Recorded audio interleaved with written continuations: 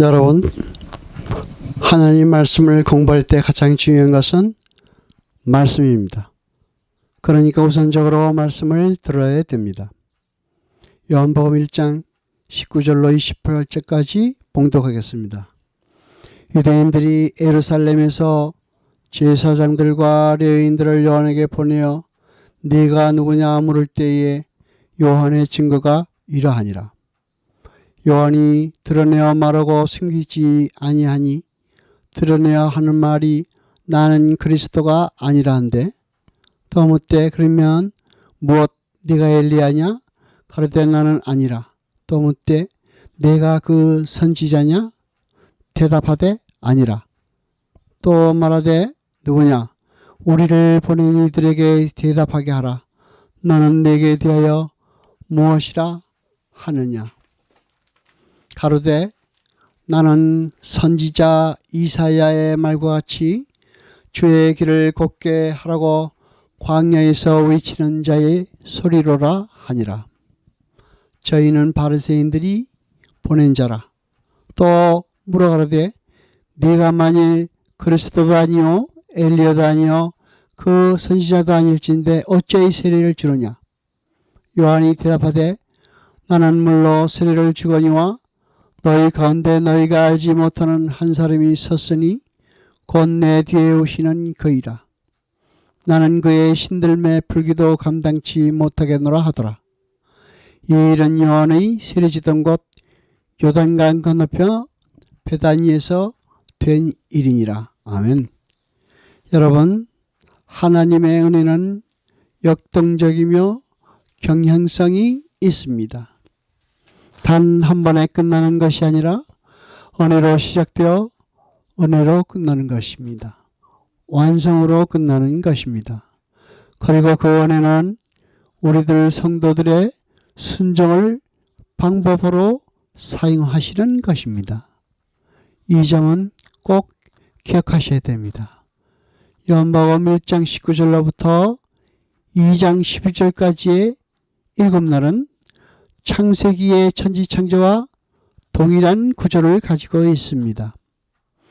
요한은 예수 그리스도의 수많은 이적 사건 중에서 7개의 이적만을 선별하여 기록함으로써 성도의 구원은 예수 그리스도의 보혈을 통해 죄와 허물로 죽었던 자가 살아난 것임을 보여주는 것입니다. 누가복음 16장 16절에는 다음과 같이 기록되어 있습니다. 율법과 선지자는 요한 때까지요. 그 후부터는 하나님 나라의 복음이 전파되어 사람마다 거리로 침입하느니라. 이렇게 요한의 시대는 구약의 마지막입니다. 요한은 구약의 마지막 선지자였습니다. 주님께서도 요한을 가리켜 선지자 중에 선지자라고 말씀하셨습니다. 그리고 본인도 자신이 선지자임을 알고 있었습니다. 요한의 지금의 대답은 너희가 살고 있는 어둠의 세계와 내가 살고 있는 빛의 세계와는 전혀 다른 세계이기 때문에 내가 이야기해도 너희는 알아듣지 못한다라는 의미입니다. 이렇게 이 땅에는 두 종류의 사람들이 살고 있습니다.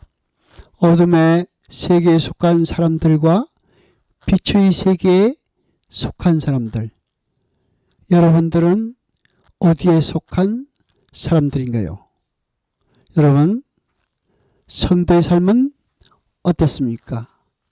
첫째, 성도의 삶은 자기가 빛이 아님을 인정해야 하는 삶입니다. 둘째로, 성도의 삶은 하나님께 복종하고자 하는 분명한 의도가 있어야 됩니다.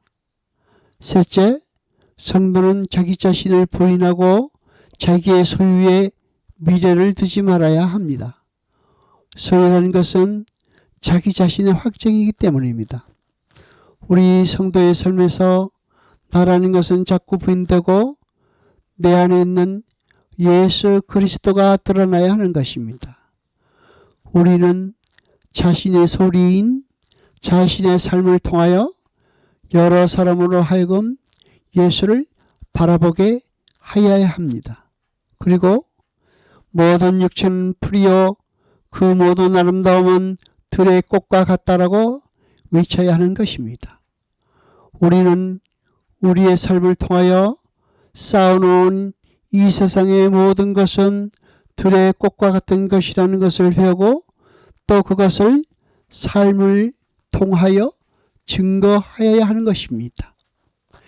에베소서 3장 4절에는 이것을 읽으면 그리스도의 비밀을 내가 깨달은 것을 너희가 알 수 있으리라 라고 기록되어 있습니다.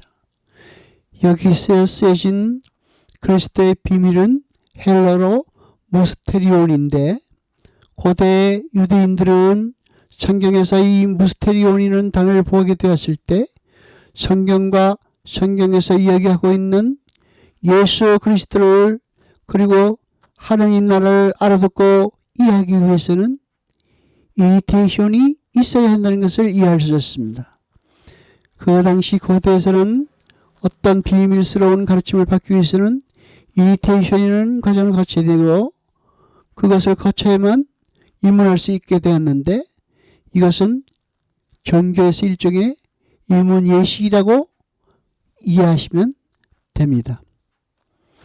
그와 마찬가지로 기독교에서의 복음을 이해할 수 있는 것은 회심, 영어로 말하면 conversion이라는 단계를 거쳐야 된다고 이해하시면 됩니다. 성경 기자들은 예수 그리스도와 예수 그리스도를 설명하는 복음은 아무에게나 보여지고 알려지는 것이 아니라는 것을 알 수 있었고 또 알고 있었고 또 말하고 있는 것입니다. 세례 요한이 아무도 주님을 알아보지 못한 시점에 그가 예수님을 보고 세상 죄를 지워하는 하나님의 어린 양이라는 비밀을 말했습니다. 그것은 예수님이 담고 있는 비밀을 그가 알고 있는 사람이 되었다는 것입니다. 세례 요한은 하나님의 말씀을 들었고 이해했으며 성령 하나님을 보았습니다. 그리고 예수님의 모습을 보고 정확하게 어린 양과 연결시킬 수가 있었습니다.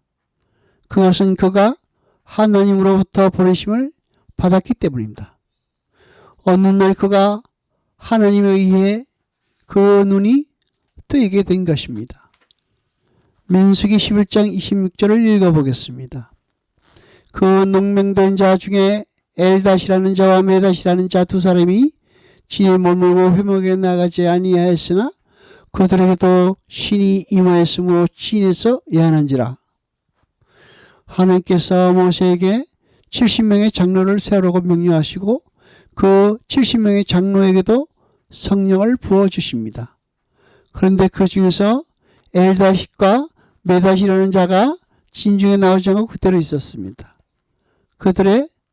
그들에게도 역시 성령이 임한 것입니다. 이것은 하나님의 백성들 모두에게 성령이 임하게 되어 하늘의 비밀을 알게 될 것이라는 내용이 담긴 것입니다. 이렇게 하나님은 모세 때부터 하나님의 백성에 임해서 그들이 하나님과 하나님 나라의 비밀을 알 수 있게 될 것이라는 내용의 말씀을 해주시고 계시는 것입니다. 성령 하나님은 모든 만물을 그 품에 안고 계십니다. 다른 말로 모든 만물은 성령의 품 안에서 벗어날 수가 없습니다. 요엘서 2장 28절에 다음과 같이 기록되어 있습니다. 그 후에 내가 내 신을 만민에게 부어주리니 너희 자녀들이 장래일을 말할 것이며 너희 늙은이는 꿈을 꾸며 너희 젊은이는 이상을 볼 것이며 아멘. 하나님은 이렇게 요엘을 통해 하나님의 성령이 그분의 백성에 부어져 절대 떠나지 않는 날이 올 것이라는 것을 예언해 주셨습니다. 오순절 사건은 그 마가의 다락방에 모여있던 사람에게만 성령이 임했던 것을 묘사한 것이 아닙니다.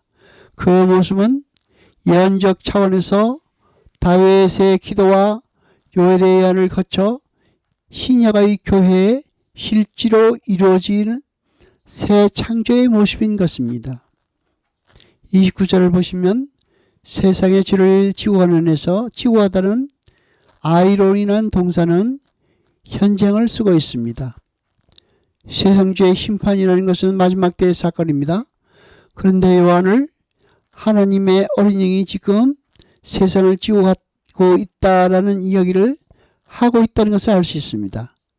그 아이론이라는 동사는 치 없애버리다, 값을 주고 사버리다는 뜻입니다. 그러니까 요한은 이미 2000년 전에 마지막 주의 심판이 시작된 것을 알아차린 것입니다. 타락한 인간은 하나님의 복음을 알아들을 수가 없습니다. 인간의 범죄함으로 말미암아 이 땅에 하나님과 인간은 완전히 단절되어 버린 것입니다. 그래서 죄인들이 하나님의 임하기 전에는, 하나님의 은혜가 임하기 전에는 절대 그 비밀을 이해할 수 없고 알아들을 수도 없는 것입니다. 성경을 보시면 주님께서 택함을 받는 자들 외에는 못 알아듣게 하시려고 비유로 말씀하셨던 것을 알 수 있습니다. 하나님은 하늘의 비밀을 하나님께서 택하신 자들 외에는 절대로 알아듣지 못하게 귀를 막아버리시고 눈을 막아버리신 것입니다. 그런데 그 미련한 얘기를 알아듣고 감격하는, 그리고 하나님께로 나오는 무리가 있었으니 그들이 바로 교회인 것입니다. 여러분은 어떻게 그 비밀을 알아듣고 감격하고 계십니까? 그것은 여러분이 선택받은 자들이기 때문입니다. 하나님의 눈에는 여러분이 주인공입니다. 그 모든 것이 어떻게 이루어집니까? 하나님의 은혜로 시작하여 하나님의 은혜로 완성이 되는 것입니다. 그 은혜가 여러분의 삶을 바꾸고 그 은혜가 여러분을 성숙시키실 것입니다. 영광과 찬송 받으시기 합당하시며 세세토록 영광과 찬송 받으소서. 이 모든 것 우리 주 예수 그리스도의 이름으로 감사드리며 기도드리옵나이다. 아멘.